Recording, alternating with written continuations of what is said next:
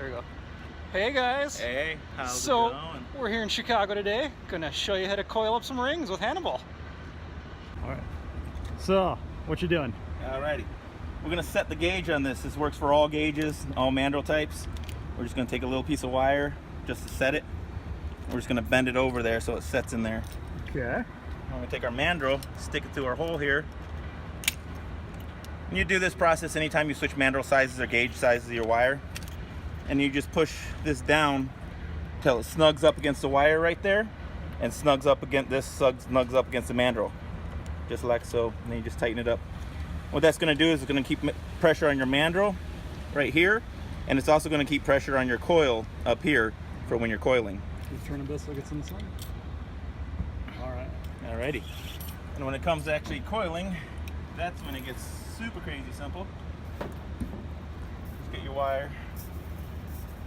If I can find the end of my wire, there it be.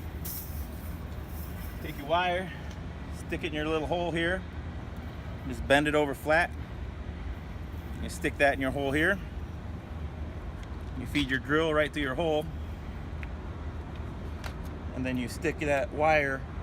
I made a little hole in this mandrel, just like so. And then you just throw it in reverse. You'll see it when it goes in there, it just coils it up. You can go slow as a baby, or you can scream it. And you can let go, go, go. See, normally you're getting that bunched up coil, or if you mess up, you get a back feed or anything like this. This you can go any speed, really fast, whatever you want to do. And then when you get your length, we'll go all the way to the end just because it's fun. Run all the way through and see what happens.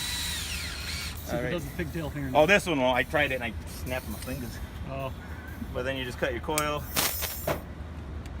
and then it finishes it off right around there, and it doesn't spin back or smack you or do anything, and then you just, it makes the coils nice and tight.